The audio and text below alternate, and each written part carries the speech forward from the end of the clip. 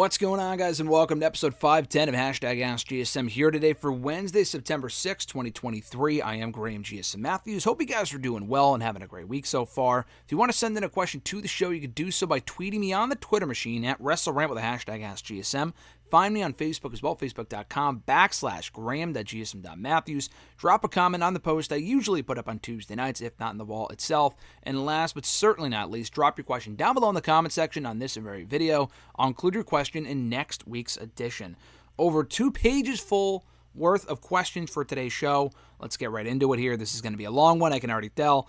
Micah does it from YouTube. Their first question was, War Games winner take all situation here, he says. Now that Judgment Day has basically all the belts, he says, excluding the World Heavyweight Championship, could we possibly see a War Games match with a winner-take-all stipulation with Cody Rhodes, Kevin Owens, Sami Zayn, Jey Uso, and Raquel Rodriguez versus Finn Balor, Damian Priest, Rhea Ripley, Dominic Mysterio, and JD McDonough? If the babyfaces win, Cody gets the briefcase, Sami and Zayn regain the tag titles, Jey Uso becomes the North American champion, and Raquel Rodriguez becomes the women's champion. Could this work, or is this a terrible idea? It's honestly not a terrible idea. And I've been saying for at least a couple days now, it became kind of evident at Payback. I honestly thought Balor and Priest were losing. And then we would get the split of either Balor kicking Priest out of the group, or just, Priest leaves on his own or whatever. I thought that would happen either at Payback or the next night on Raw, or on Monday's Raw, whatever, because they're on Saturdays now, the shows are.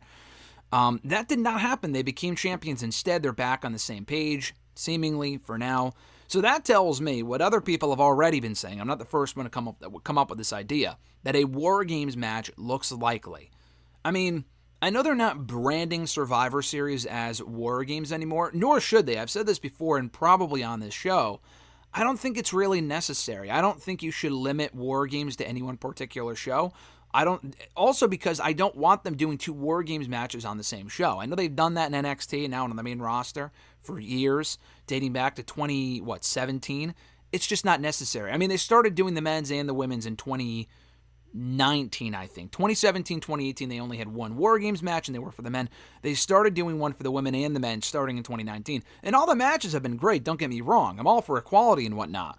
But if it doesn't make storyline sense, don't do it for the other gender just because you're doing it for one gender, if that makes sense. Do a women's War Games match. You just don't need to do it on the same show. Unless there's this story that makes sense, which currently I don't think there is. The closest story we have is whatever's going on SmackDown right now with Bayley and Io. But Dakota's hurt. They don't really have any allies right now. That wouldn't make a whole lot of sense. Just do it with the men. But you included the women, so I would tweak the idea. A winner-take-all stipulation might work. The problem with having Rhea and Raquel in there is I would love for them to face the men, but it's not a standard 5-on-5 match. With the way War Games works, you have intervals where one person comes in and then another person. So technically, and there's also no particular, I mean, actually, I was going to say it's a random order of who comes in. No, they choose the order of who comes in. They're like, all right, you next, blah, blah, blah. It's not randomized, like a fucking Royal Rumble or something, or a gauntlet match or whatever. They could have Rhea go out there and then Raquel goes out next. That is possible, but I feel like, listen, like I said, I would love to see them up against the men, specifically Rhea. Raquel could hold her own against Dominic and a lot of the other guys as well. Rhea would also be in there holding her own, kicking ass and whatnot. I don't know if WWE would do that. I don't know if they would book a match where Rhea's in there competitively competing against Cody Rhodes, Kevin, Sami, Jey, for whatever reason. I don't think they would do that. They've never really done that. They've had Rhea face Akira Tozawa. It's very different than having her face KO, Sami, Jey, and Cody. So that's why I don't think they would do it. I think it's more likely we just get a 4-on-4 War Games with everyone you mentioned without the women. Could you still, and I don't even know if Raquel's still going to be chasing the championship by then. She's facing Rhea next week. They're getting the rematch in a week from now. Survivor Series isn't until like mid-November. And I know you didn't mention Survivor Series, but I don't see them doing this fucking match at Fastlane.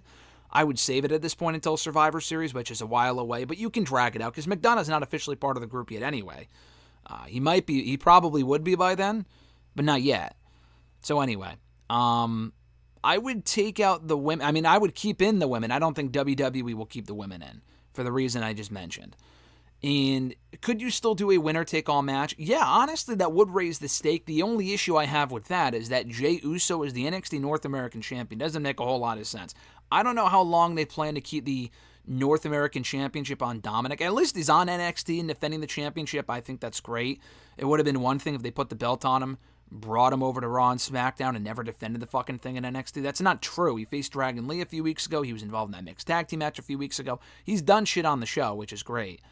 And he's still appearing consistently, and I think they had a number one contenders match last night. I haven't watched NXT yet, so I'm not sure. But anyway, I love the idea of the winner take all, but like, is Jey Uso going to hold the North American Championship? Is Jey Uso going to NXT? Probably not. So for that reason, no. Probably I would not do a winner take all match. And I also don't want Cody Rhodes winning the briefcase. Could you have Judgment Day win the whole thing? Yeah, and then retain their stuff? Sure.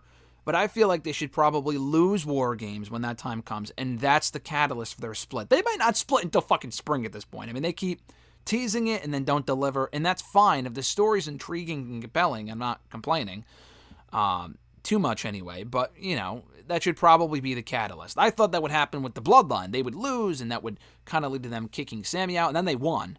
So, again, I could be wrong. Maybe JD McDonough, it's the same thing that happens last year. He is in there. He picks up the win for his team, kind of proving himself to Judgment Day. And then he's officially, you know, brought in as a member.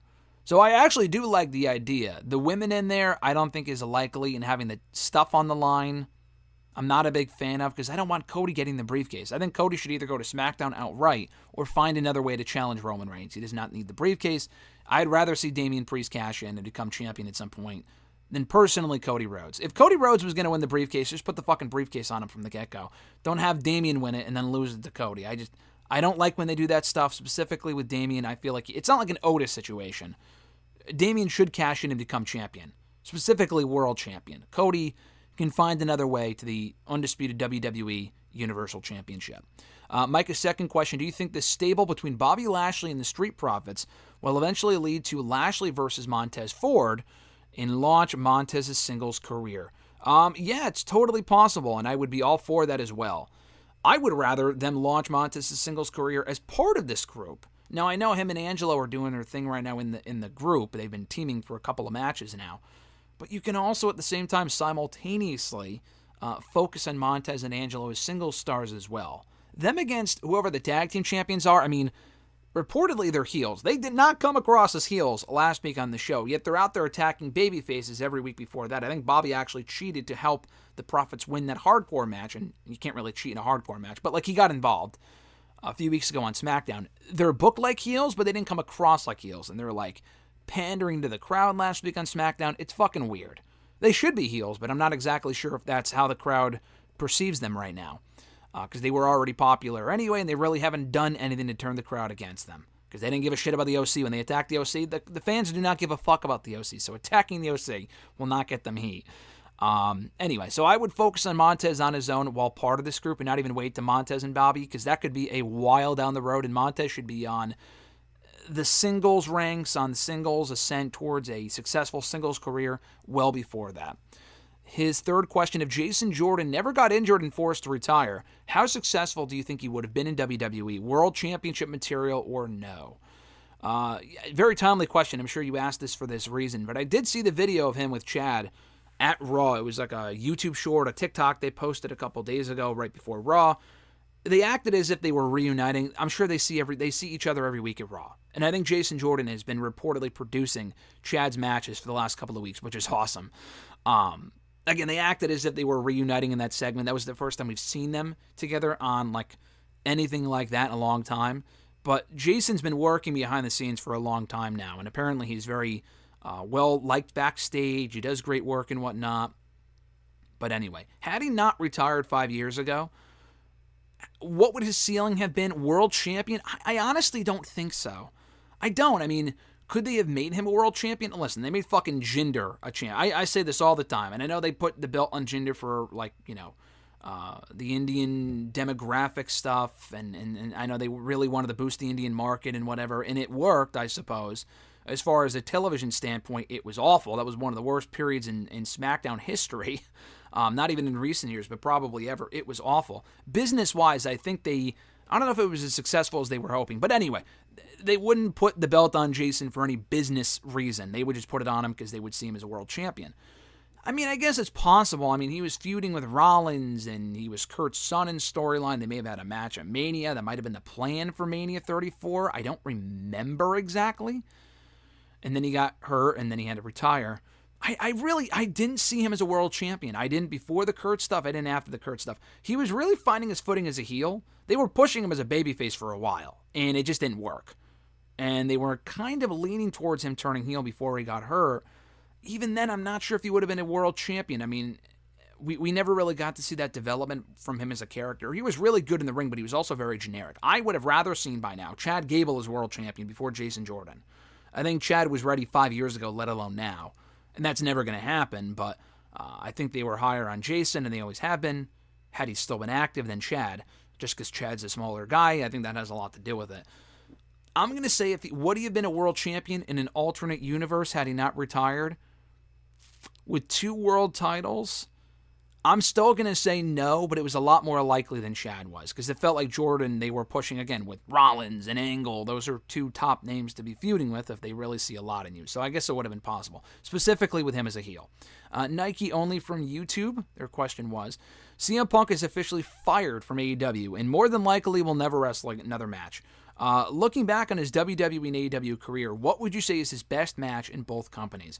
His best match, period, in both companies, I haven't seen his entire Ring of Honor run, so I can't comment on that, and that's not what you're asking anyway, would still be the Punk match from Money in the Bank 2011. I know the match on Raw that they had, the last match he ever had with Cena in early 2013, over 10 years ago, which is crazy. That was a better wrestled match. The Money in the Bank match actually has a handful of, botches, handful of sloppy moments, but it's still, the story was so great, and the atmosphere was so electric, no one cared. I would still go with the Punk match, the Punk and Cena match from Money in the Bank 2011. I'm biased towards that match because I think it's amazing, but a lot of people do. It's not an overrated match. If anything, like Meltzer gave it 4.5 stars, not like anyone gives a shit. People do give a shit, but whatever. Should have been 5. I would still say that's his best match probably ever, if not just in those 2 companies.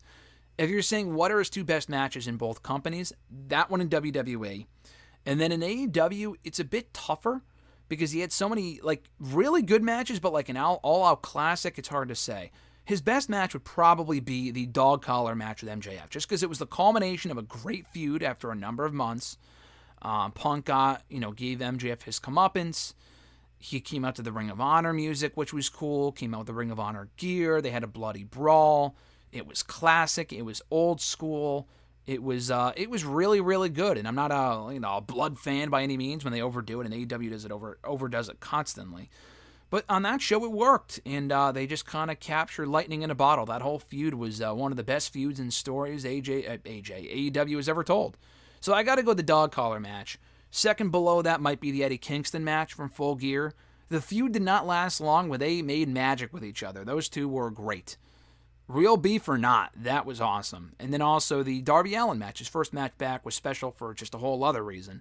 And he proved he could still hang, and Darby was a great opponent for him. So he had some really, really good matches with a lot of people in AEW. It's just a shame how the whole thing ended, and we'll talk about it soon enough. Kadeem G from YouTube, their question was, he says, hey, WrestleRant, on Raw, Adam Pearce announced that Piper Niven is not medically cleared. If that's the case, why is the Women's Tag Team Championship still cursed?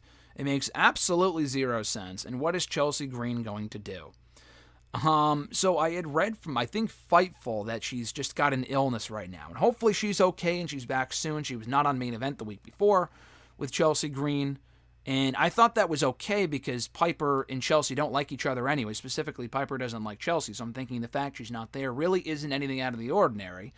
But the fact she wasn't on Raw was odd. And then I heard after the fact that, yeah, she's not medically cleared, and it's hysterical how cursed these things are for anyone who holds these fucking belts. It really is wild. But on a more serious note, I hope she's okay, and I hope she just has a minor illness like the flu or something, and she's back next week. We won't really know. I think she will be back soon. The belts are cursed. If for whatever reason she was seriously ill and she was going to be out for a while, put the belts in the trash. If Chelsea had to find a third partner as tag team champions, that's not even worth it. I feel bad for Chelsea. Give her something else to do. Give her own fucking talk show. I don't know. Do not keep those belts around. Throw them in the goddamn garbage.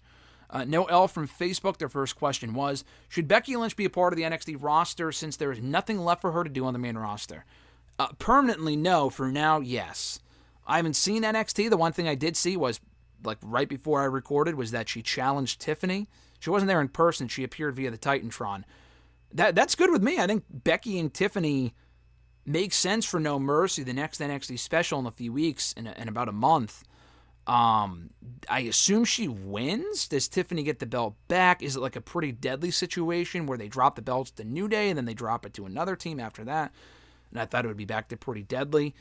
I would hope it's back on Tiffany, because Tiffany should have a longer run than that. And I don't know. If Tiffany beats her, that's great. I just don't see that happening. So, yeah, have her appear in NXT for now. I thought Becky might move on to Rhea, and she still could. But if she's going to be busy in NXT for a little bit, then that gives Rhea more time to run through some more challenges before getting to Becky. And they might just save that for WrestleMania. I thought they would do it in the fall, but it seems like that might be their Mania match. And if it is, then keeping Becky busy in the meantime by doing other stuff would make more sense. So, yeah, Becky in the meantime in NXT, all for it. Rhea can go on and do other stuff, hopefully build up other actual challengers for her, whether it be Raquel or Candice or someone else. That would make a whole lot of sense. But yeah, I'm for the move. I'm for Becky appearing on NXT for now. Permanently, no, but for another month or two, I'm okay with it. No second question. Now that Gunther is the longest reigning Intercontinental Champion, where would you rank him among the greatest IC champions of all time? Let me include this because there were a couple other questions. Let's see. At Uagu91 said, do you consider Gunther to be the greatest Intercontinental Champion ever now that he's set to break the record? Or regardless of that, an upcoming accomplishment, Gunther was also 1 year old when Honky Tonk Man broke the record 35 years ago, 34, 36 years ago, whatever it was. And then I think John at Reborn Again also asked, with Gunther now cemented as the longest reigning Intercontinental Champion of all time, is he one of the best champions of the last 20, 25 years? Not just IC, but in wrestling in general. Because they were all kind of the same question. Is he the greatest Intercontinental Champion of all time? I posed this question on Twitter yesterday, on X, whatever. My answer is, yes, I do think he is. I think he is the greatest Intercontinental Champion of all time. He has been booked perfectly. He has headlined Raw. He's headlined SmackDown. He's had a lot of pay-per-view title defenses. He's had some amazing matches as champion against Sheamus, Drew, Ali, Strowman, Woods, Nakamura, Ricochet, Riddle, McIntyre I mentioned, and now Chad Gable several times. The quality of his matches is consistently great every fucking time. Madcap Moss, Rey Mysterio. I mean, he's defended it a lot.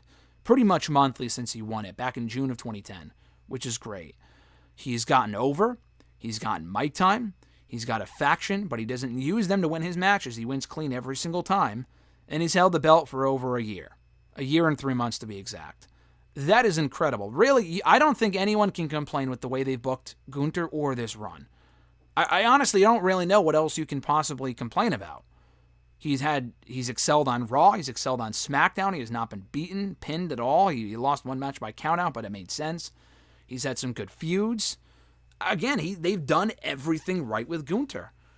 Now, is he a better Intercontinental Champion than Macho Man in the 80s? I mean, that's up for other people to decide. He's not Macho Man Randy Savage, but like, what do people really remember from Macho Man's run 30, 40 years ago? Probably not a lot. Like the Ricky Steamboat match, for one. Well, like he was defending it a lot on house shows, so it was different. It wasn't televised. I honestly don't really know who else you can put in that conversation. The Honky Tonk Man was a great champion for a different reason. He was a vulnerable champion. He lost a lot of matches by DQ and countout. He never really beat anyone.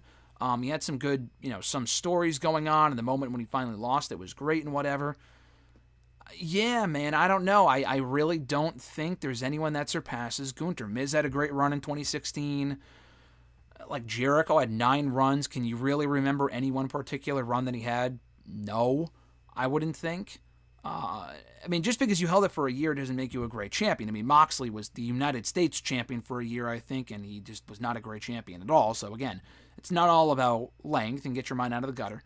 But I really do think Gunther, the argument can be made, is the greatest Intercontinental Champion of all time. I don't really know who else you would put in that conversation before him.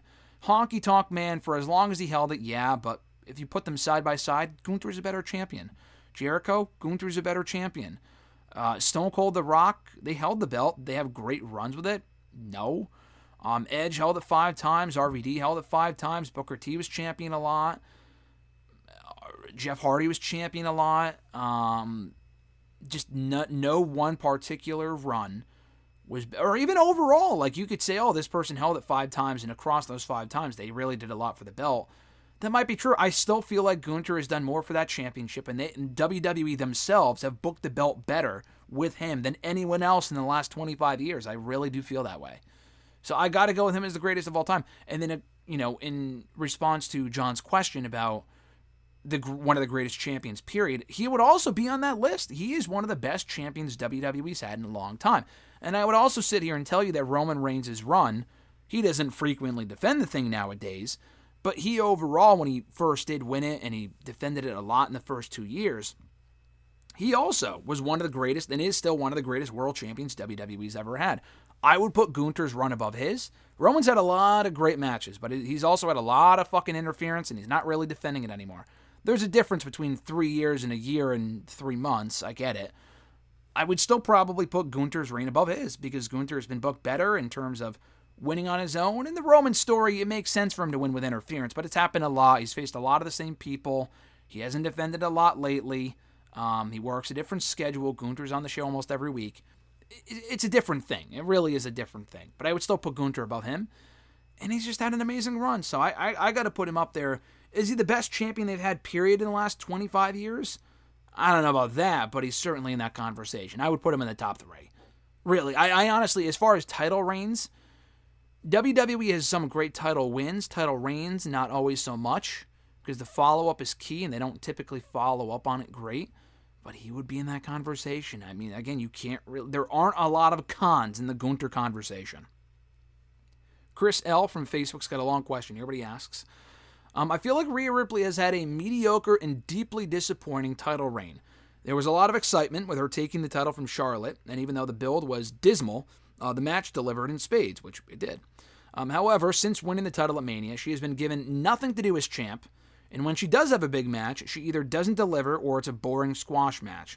The issue is this, I guess, is not that it's not the first time in WWE where creative and most importantly Triple H has failed her, and that they never have a game plan for her in terms of opponents and instead care for the moment when she wins it. She had a short, forgettable reign as NXT UK champ. She won the NXT Women's Belt from Shayna in that great match in 2019, and then proceeded to have 2 awful pay-per-view matches against Bianca. I mean, I don't know, awful? The matches with Shayna, with Bianca and Toni Storm, pal, were not awful, so I don't know where you're coming at with that. Those matches, I've seen far fucking worse matches than the matches she was having with Bianca and Toni back in early. I'm not saying they were classics, but those matches were certainly not awful. Anyway, she eventually lost it to Charlotte in a tone-deaf decision at WrestleMania 36. She then wins the belt from Asuka 1 year later, and again, nothing comes from it. And now she's won the belt. Triple H cares far more about her, and he cares far more about her getting involved in the Judgment Day matches and trying to make her the next Chyna than book her to be a good women's champion. Do you think I make a fair point? Yeah, I mean, we've already answered this question before as far as Rhea having a boring title reign so far. I've seen far worse title reigns from people who aren't even on the show, who don't defend the belt, who have bad matches. Rhea has some good to great matches every time. Even the Raquel match I still thought was good. Should she be defending it more? Yeah. Should the belt be more of a focal point? Yeah, but it's with the Judgment Day now. Not even that. I said this a couple weeks ago. It's not really a Rhea issue. I know what you're getting at with her title run. She hasn't had great title runs. She's won every championship. And I mean, again, how many people have had great title runs in the last couple of years? Let's be honest here. They don't book the women's title runs to be great anyway. I know Bianca was champion for a year and a half, but you would see the same complaints about her. Oh, she was champion for a year and a half, but she was fucking boring. Not a lot of great matches, which I also disagree with, but whatever. The issue she's dealing with right now, it's not a Rhea issue, and the Chyna thing, again, who gives a shit about? I mean, she's not Chyna. She's Rhea Ripley. She had gear that was inspired by her at the pay-per-view, but it's not like she's far better than Chyna in the ring, and it's just not even the same conversation. It's a Raw women's division problem. There's no depth. They have talent, but no depth because they don't put them on television. They don't build them up. It's because she has no competition. It's not a Rhea problem where they're giving her opponents and she's winning in shitty fashion or she's having bad matches. No, they haven't really built anyone up beyond Raquel Rodriguez. Natalya does not count. She's awful. She's not bad, but who gives a shit about Natalya at this point in 2023? Candice could be a great challenger. People like that, Piper Niven, they just have not built them up at all. Tegan Nox, I'm surprised even still works for the company. I mean, she works there. They don't do shit with her. She's on main event sometimes. I mean, you can build these women up. Raw has so many women that they're not doing shit with right now. Indy Hartwell, what the fuck happened with her? Like, where is she? Why aren't we building these people up for Rhea to face at some point? I think it's less of a Rhea problem and more of a WWE Triple H women's division issue, which has been a recurring problem now for a very long time, but it's pretty evident now on Monday Night Raw. Buy or sell on the worst celebrity run in pro wrestling, Tank Abbott in WCW, or Adam Pac-Man Jones in TNA. I'm not honestly overly familiar with either one, so it's hard for me to really say. I know very little about either one, but I've heard more about Pac-Man Adam Jones in TNA than I did Tank Abbott, so let's go with the worst run, Tank Abbott in WCW. I feel like that in his third question, I feel like that in pro wrestling, mostly in WWE, there are far too many tributes and homages being paid by the wrestlers. Payback on Saturday had multiple homages in the cage match, and the street fight that, while I think are nice, begin to feel a little laid on too thick when it's done pretty much on every show, especially when Rhea is being monikered as the next Chyna. Which, again, she's not, but whatever. Solo is basically a modern-day Umaga. Tommaso, he's fucking related to the guy, so again, him using the Samoan spike makes sense. Tommaso Ciampa was resembling Triple H in NXT once. These are just kind of stretches. Kevin Owens and Becky Lynch were being labeled as the modern day caricatures of Stone Cold, and again, that's not their fault. That's WWE giving them the stunner. Becky Lynch was, again, that's not the same thing. Cody's basically a new John Cena. Again, that's fans' interpretation. That's not a... I don't know. I'll finish your question and I'll go off about it. AEW do these as well, but they do find ways to make it look a little more creative. My point is, I feel that homages and tributes are a good thing in wrestling, but when the athletes do it a little too often, it makes them look like geeks who don't have their own identities. Do you agree? I understand to a certain respect. I mean, like, Rhea Ripley paying homage to Chyna. You mentioned it in two different questions. Who gives a fuck? First of all, she looked amazing. Second of all, she never really does it otherwise. She paid tribute to Chyna once with her gear on Saturday. She's never done it before, or at least not in a long time, so I would barely count that. I mean, people paying tribute to Bray Wyatt makes sense. The guy just died. I mean, Terry Funk, same thing. Eddie Kingston was paying tribute to Terry Funk on Saturday or Sunday at All Out. Again, the guy just died, so it makes sense. Yeah, there are a lot of tributes in wrestling. Trish doing it in the steel cage match. She did a Victoria finisher, or the Widow's Peak. She's paying homage to a woman we barely fucking hear anything about in WWE. I thought that was cool. It does not bother me at all. I mean, it's not like Cody Rhodes is out there doing the fucking five-knuckle shuffle. CM Punk was doing it at All Out, or All In, rather, before Cody's ever done it. Cody has done nothing to kind of relate himself to Cena aside from just being the guy. That's a WWE thing. Again, Umaga is related to Solo, so why the fuck would he not honor his dead uncle? Tommaso Ciampa resembling Triple H. People made that comparison themselves, and the only thing I really remember him doing that was similar to Triple H was the spit thing in his final NXT match at TakeOver. So again, I think you're stretching here and finding things to complain about, because this really isn't something to hang your hat on. I really don't give a shit. I think it's cool. I understand where you're coming from, but it's not like these people are coming out there with Stone Cold's music hitting the stunner. I mean, I know Kevin Owens hits the stunner, but I don't look at him as a Stone Cold Steve Austin. That was 4 years ago when he was doing the anti-authority thing. That laid it on a little too thick, but that was years ago. Becky Lynch laying it on a little too thick as the man as Stone Cold Steve Austin. That was also 4 years ago. I'm shocked you did not mention LA Knight. Because people say that all the time. Oh, he's the rockin' Stone Cold. Yeah, he feels like this generation's rockin' Stone Cold in terms of how he connects with the crowd, but it's not like he's out there saying, oh, give me a hell yeah, or hitting the stunner, or coming out. Again, he's everything in wrestling is taken from someone else. I know fucking Kurt Angle was not out there on Raw in 97 paying tribute to Bret Hart, or 99 paying tribute to Bret Hart and Bruno Sammartino. I get it. We're seeing more tributes now than we were 20 years ago. I understand that. I agree with that. Whatever. Even Triple H, though, like his classic Evolution look was an homage to Harley Race. It happens constantly, dude. It's been happening for years. People have been paying homages and tributes with their moves, because everything in wrestling, nothing is new. Everything is recycled. Not necessarily stolen, but recycled. We see it a lot more now, but it all makes sense. It's not like the fucking LA Knights out there hitting the rock bottom. Again, it's different shit, and it all makes sense. And they're not even this exact same example. So again, if that's something that really bothers you, I would say it probably shouldn't, because that's really finding something to complain about. I understand where you're coming from, but I don't feel that same way whatsoever. Your fourth question here. I mentioned last week that I was a fan of Impact Wrestling until I stopped watching in 2014. However, I did watch a good portion of the episodes in 2017, and while it was one of the worst years in the history of the promotion, with the most atrocious Bound for Glory they have ever done, there were some hidden gems in the product, like Sierra's atrocious... I'm sorry, I'm mixing up fucking questions here. You mentioned the atrocious Bound for Glory, but there were some hidden gems in the product, like Sierra's title run, and more importantly, the American Top Team versus Impact Wrestling storyline.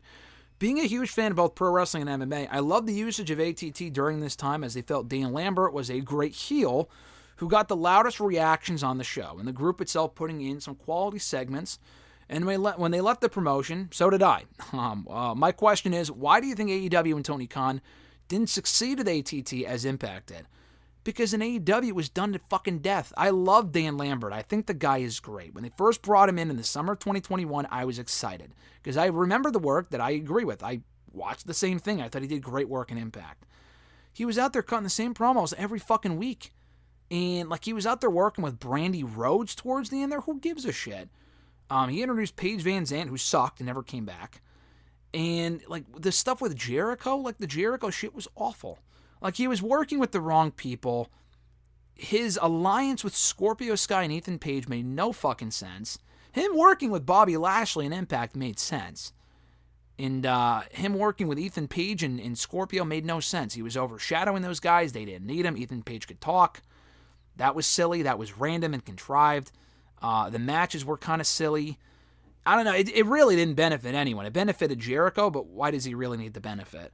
The stuff with Dan Lambert progressively got worse and worse, and it never really culminated in anything that was special. Even after the loss to Jericho, he was brought back again. He came back a month later, and it was like, why is this guy like...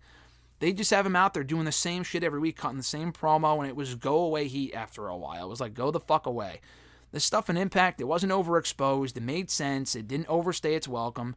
And it was cool. And he was a good heat magnet. He's a great talker regardless, but they really fucked it up with Lambert and AEW. I mean, it got to a certain point where it was like, okay, we need to stop. And he was only there for a couple months, but it got to a point where it was like, okay, this is just annoying. And he's out there doing his best Jim Cornette impersonation. It's like, okay, we need to put some restrictions on some of these promos. Maybe Impact did, and that's why it worked. I don't know. It just did not work in AEW the same way it did in Impact for some of those reasons.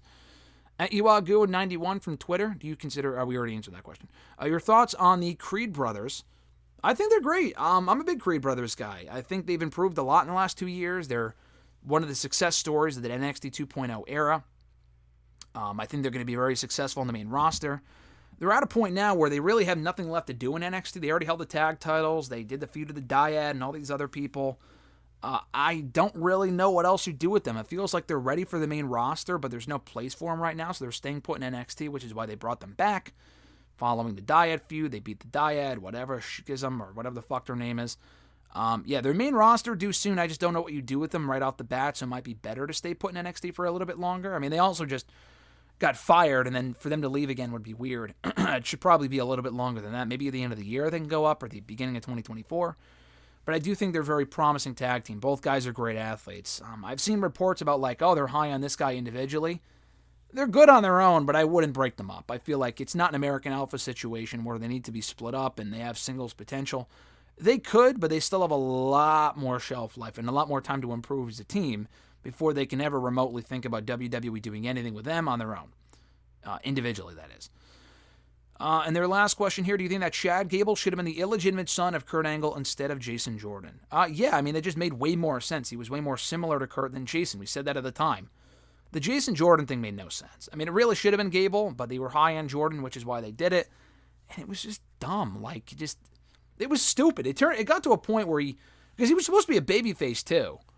And no one bought into it, and he was not over. No one cared. But Gable, he might have been able to make it work because he was entertaining. He's entertaining now. So yeah, it really should have been Gable. At Reborn Again, John Ritland from the Twitter machine and on YouTube, Real Honesty with John Ritland. His first question was, so with Punk now gone from AEW, this only solves one of their problems, quote-unquote, backstage, but doesn't address the various others. Can AEW actually find a way to grow, or will they just keep putting on the occasional good show but never finds that full cohesion? I mean, that feels like the spot that we're in now. They just put on the biggest wrestling show of all time with All In, and that's amazing. But the weekly shows don't really feel like they're growing. I love Collision. I hope they can maintain the momentum of that show with Punk gone. I maintain that. But the audience hasn't really grown. They've had a great roster for a while now. They're kind of in the same spot they were in previously. Punk or no Punk, I mean, Punk did a lot of good for them in terms of the ratings and stuff that he did sometimes, and the merchandise and some of the attendance numbers and whatever, but he wasn't that big of a difference maker. No one would be. Whoever they bring in will not be that big of a difference maker long term. They need to build the actual product. I've seen people say, I'm not going to watch AEW anymore because Punk's not there, but they need, it can't be built around one person anyway. It needs to be a group effort. It feels like a niche product. It does. I feel like WWE, there's a lot of things for a lot of people. You can say that to an extent of AEW. I just feel like a lot of the storylines bled together, and it's just a lot of the same thing. And MJF and Cole are killing it right now, and there's some other good stuff going on with Christian Cage and some of the other stuff, but there's just not enough to really keep people captivated and hooked from week to week. The shows are good. Oh, here's a good match. Okay, good. I can get a good match fucking anywhere. Like, give me something to really sink my teeth into. I enjoy the product right now, but if you're talking about growing, they need to do more with that. And what they need to do, I don't fucking know. I really don't. I really don't have an answer. I don't run a wrestling company. So maybe it's one of those things, if you don't have an answer, then you have to shut the fuck up. I mean, I guess, but like, it has been a problem for a long time, and I just kind of stopped talking about it because I don't see it changing. What can they do to grow their brand, to grow the product? It's not just bringing in X, Y, and Z. It's making the most of who you have and branching out and doing more. That might be, again, I know you really want to be an alternative to WWE, but that doesn't mean doing the opposite of everything that they do. Because there are a lot of things WWE does right, and automatically doing the opposite doesn't make it better. They need to find something that really hooks them. Like MJF and Cole, again, have had a great storyline. That keeps me engaged. What else is there really worth tuning into right now? It feels like a lot of feuds for wrestling fans, and that's great, and they found their niche with that, but it's not a big enough niche to help them grow the product. Because all the wrestling fans that would be watching AEW are already watching the product. The product's been around for 4 years. If you want to build the product, which is very difficult to do, the fact they even have who they have right now is great, and I've said that before. That should be respected and commended and admired that they've had the audience that they do. It could be a lot lower. So the fact they've maintained it for this long is great, and that's the key. But if you really want to grow it, giving us New Japan Dream matches, which is awesome and all, is not going to bring in new fans. Those fans are already watching. If you want to bring in new people, you give a shit that's going to hook people from week to week and make them want to watch. And not do some of the, great match. All Out, great wrestling show. Okay, cool. We have a lot of great wrestling shows. I loved All Out. Thought it was a great show. You need to do more stuff to hook people that are going to make them fans from week to week. That's the bottom line. We already mentioned his Gunther question, his third question. Let's see. Without Punk in the soft roster split, will Collision fall in quality and become no more than Rampage with just another hour? I really hope not. I mentioned that the other day. I mentioned that yesterday, actually, on Twitter. In that I hope they can maintain the momentum. I'm not a big fan of getting rid of the soft roster split. And people saying, the hard roster split, it makes it harder to do. Yeah, in WWE it does, which is why they've already gone back on it. No surprise there. But in AEW, you have a soft roster split, which means that some people will be exclusive to some shows. And I like that. I actually do like that. When you start bleeding over shit from Dynamite over onto Collision, I don't need to see the fucking Elite twice a week. I really don't. I mean, when you get to stuff like that, it's going to take TV time away from people like Andrade and Hobbs and Starks, FTR, who were not getting TV time 6 months ago on Dynamite. They just weren't. Jay White. I mean, they've really made that show their own. I had someone say to me this morning, well, aren't you going to get sick of seeing the same 5 or 6 people on the show? No, that's the whole point of why I watch the shows, for those fucking people. Yeah, you can introduce other people and use people in both shows from time to time. MJF and Adam Cole had their match with FTR on Collision, but they're not on the show every week. They were on that one time. Their show feels, if I want to watch their story play out, it's on Wednesdays. When you start stretching stuff out to 2 shows, it also like you're doing matches in both shows, it's going to get old a lot quicker. Rampage, I mean, some people only appeared on Rampage, but that's the fucking Tony Nese's of the world. Those are the people I don't want to see on television. Keep those people on Dark or Ring of Honor. Please. Give me the bigger stars with potential that we're not getting TV time on Wednesdays. People like Keith Lee. I would say Swerve, but he's gotten consistent TV time on Dynamite for a while now, so I can't really say him. But like Starks, Hobbs, Miro, Andrade, House of Black. That should be the Saturday show. Give me those people on Saturdays. Unless they're going to start featuring them more on Wednesdays, which I don't see happening because they were barely fucking featured before. Keep them on Wednesdays. So I don't like them getting rid of the soft roster split. That was one of the good things Punk did for that show. I don't like that because I fear what might become of the show going forward.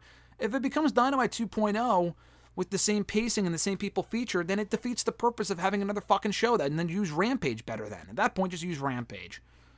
Currently, it feels like a true alternative to Dynamite. Let's keep it that way, please.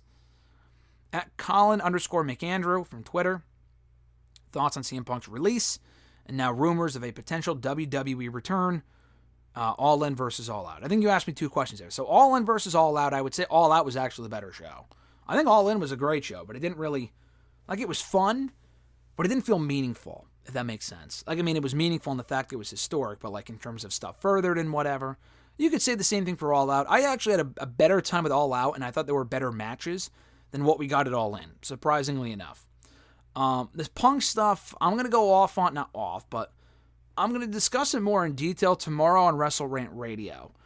But him being fired was the right call. Is my thesis, that is my bottom line. Him being fired, even as a Punk guy myself, I hate to say it, but it was his own fault. And listen, it was the fault of a lot of other people too. This would have happened if Tony Khan stepped in sooner, and he probably was a ticking time bomb. Something was bound to happen. He had issues with a lot of people, it seems. But this issue could have been delayed, if not eliminated entirely, if Tony Khan did more to be a boss than a friend and stepped in and put a stop to this nonsense bullshit a year and a half ago. But he didn't. And it sounds like, okay, like Mark Henry said, you got rid of the problem. It should be all hunky-dory backstage. It doesn't sound like it will be. Because Punk wasn't the sole issue. It's also the drama and the bullshit. I feel like that was part of the reason why Cody Rhodes didn't get along with the Bucks towards the end. They're not, I'm sure they're friendly, obviously. But, like, he wasn't involved in the Elite shit because it was all, like, this melodrama crap where it was, like, not even just on the show, but, like, in terms of backstage, like, oh, who's friends with that guy? And the drama here and the drama there. It sounded like he wasn't really, in with that shit. And he was like, I don't really want to have anything to do with this. Even as far back as 2021. He left in 2022. But as far back as early 2021, it sounded like he wasn't really, like, why would he leave the best position in the world as an EVP, reduced schedule in AEW, making a lot of money, I'm sure. I mean, and obviously in WWE he risked it and it paid off, but there was no guarantee of that it would pay off. But anyway, back to Punk. He had to be let go. It's a bummer it ended the way that it did, and I'll discuss it more tomorrow, but the whole situation sucks. At Kyle Rochelle 19 from Twitter. When will Bobby Lashley and Roman Reigns have a feud? What Lashley and the Street Profits are really doing is really cool, he says, and he also asks, when will Bianca get involved in the group? Well, if Bianca gets involved, it won't be anytime soon, because apparently she's out for at least a couple weeks, if not a couple months. We don't know. So hopefully at some point, but probably not that soon. With Bobby and Roman, I like what Lashley and the Profits are doing too. They need to kind of explain it and establish it more. Are they heels? Why exactly are they together? They didn't really do a great job of explaining it last week on SmackDown.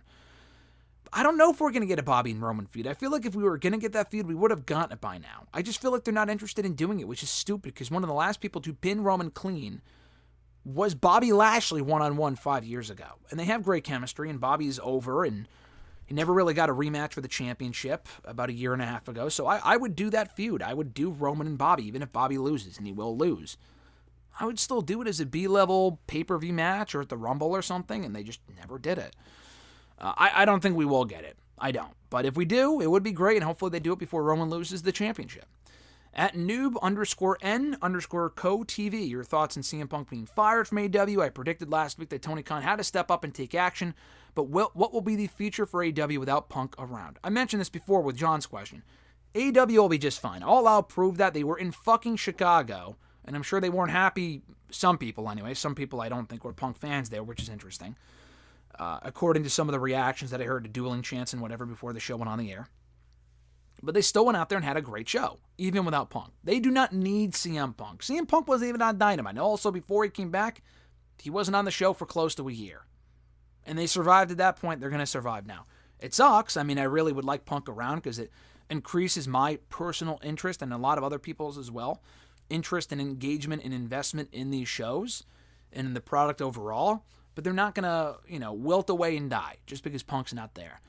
They need to kind of find their core group of people and start building around those people. Who the fuck are these people? The Elite have been curtailed drastically. Hangman was in a jobber battle royal on Sunday. I mean, again, he won. Cool. Donating to a charity. Awesome. He doesn't feel important. Build around Ricky Starks. Build around Bryan Danielson. Build around... Are you going to feature Omega? Are we not featuring Omega? It's hard to tell. I don't know. Who does the main event scene even consist of? MJF and Adam Cole? Great. Build around those people. You have your pillar, so to speak. Guevara ain't a fucking pillar. Jack Perry ain't a fucking pillar. Darby Allin could be. Let's do more with Darby Allin. He's doing a lot right now. Continue to use him and do more beyond the TNT title stuff. They got to kind of find what the fuck's going on right now with these rosters and build. I mean, they have a lot of people, but they're just doing great matches. Okay, give me more feuds and build these people up and blah, blah, blah. I don't know. AEW will be fine, but, they need to really work on a lot of shit. Like John said. Punk's gone, the problem's gone. What now? I mean, again, they were in a great spot even before CM Punk, but they need to really start building around certain people and keep them consistently at that level. I feel like there's some people that have success and then we don't see them forever. It's like, how am I supposed to invest in these people? It's like the WWE issue from a long time ago, and they still have that now to a degree, but I don't know. They need to work on that. His second question, the booking of Damage Control got even worse with Io Sky as champion. Do you think WWE will drag the breakup even further, or will the group break up at WrestleMania 40 when Asuka beats Io for the Women's Championship? The booking has not been great with Damage Control. Io being champion is great. She doesn't feel like the focal point. I know you're a big Asuka person. I love how you snuck in there at the end when Asuka beats Io for the title at Mania. Fucking not. No thank you.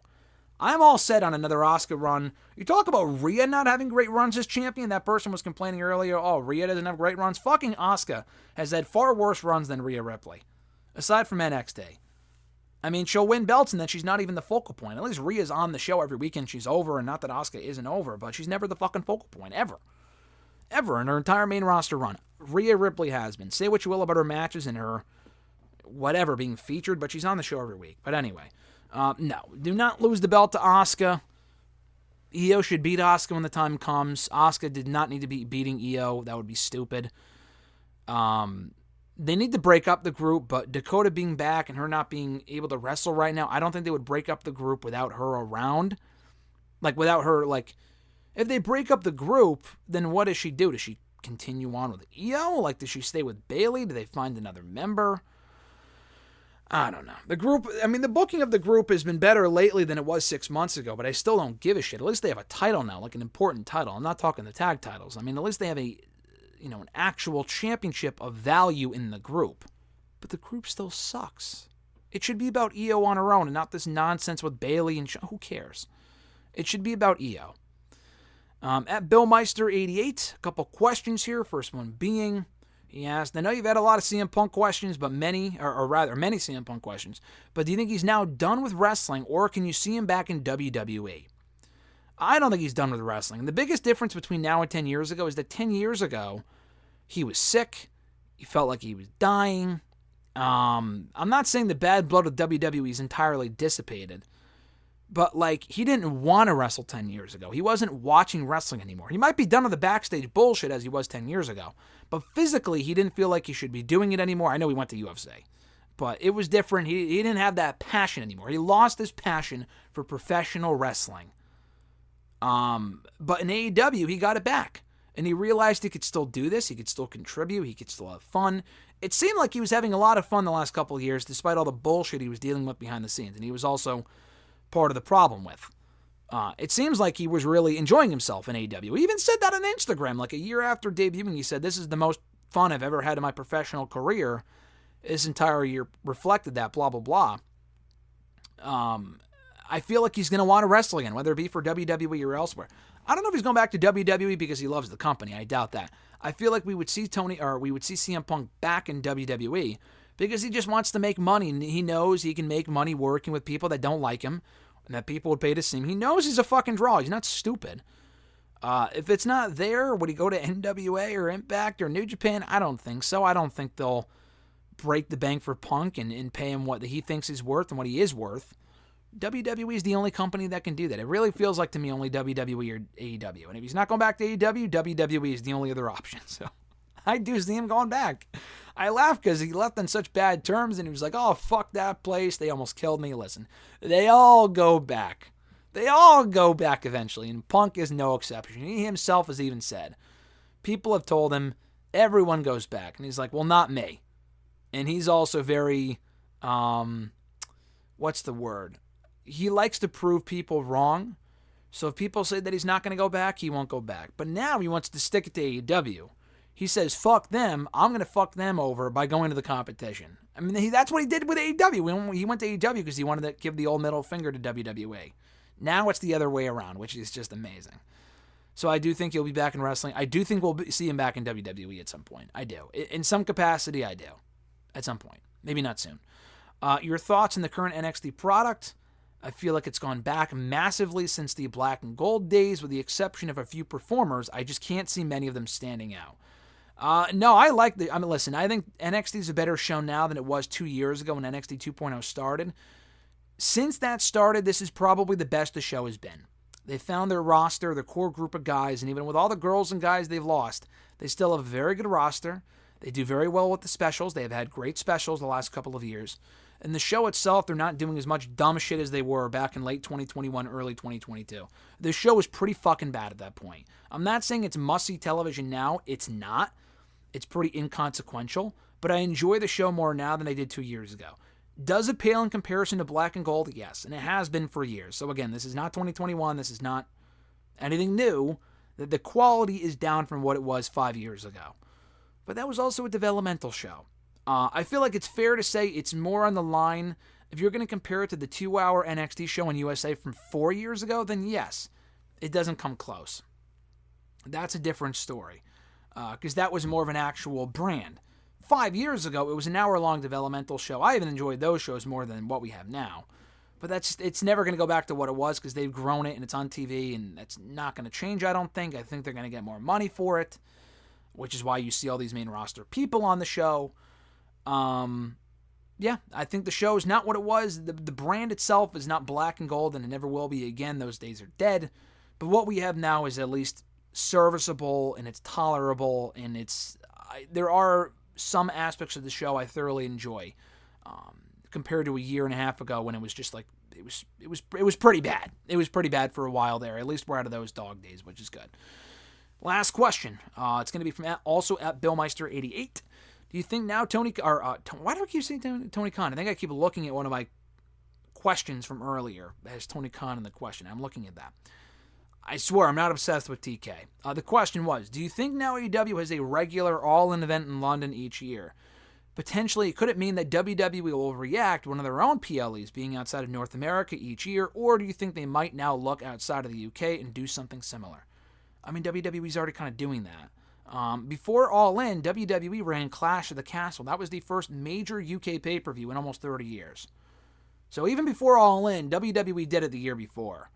And I know they might run Wembley now, or they might run WrestleMania in the UK at some point because of All In. That is because of AEW, but they didn't do Clash of the Castle because of AEW, I don't think. And then they did Money in the Bank in London this year as well. So AEW or not, I think WWE will try to do at least one international show in England every year, but it doesn't have to be the same pay-per-view. All In being in England every year is fine, but they're not going to switch it out. It sounds like they want to make it the same weekend every year, okay? With WWE, they did Clash there, and then they did, I mean, that was in Cardiff. It's not England, but you understand what I mean. They did Clash, and then they did Money in the Bank. Maybe next year it's SummerSlam. Maybe another year it's WrestleMania. Maybe they do a fucking Rumble over there. I mean, they could switch it up. They don't need one designated show over there. Clash over there every year, rather. Easier for me to say. Would be fun, But I think also switching it out and doing different pay-per-views there is also cool. So I'd rather see them do that than one designated show. And outside of the UK, also very possible. They've already done that. They did a show in Montreal in Canada. They did the show in Puerto Rico. I could see them doing a show in Japan at some point, or China, or Australia. They had Super Showdown 5 years ago in Australia, and that was basically a house show. They can make an actual pay-per-view in Australia at some point. I feel like that's also inevitable. So, yeah, I would like to see both companies go outside of the U.S., switch up the atmosphere and the environment, and give us better crowds and whatever than what we've been getting in the U.S. for decades now. And I'm glad both companies are finally expanding out and having success over there with great crowds and great numbers and whatnot. It really benefits everyone. And that's going to do it, guys, for episode 510 here today of #AskGSM for Wednesday, September 6, 2023. Thank you guys, as always, for sending in your questions. We had like I said, over 2 pages worth of questions today. And they were all great questions. Punk stuff, Gunther stuff, other stuff.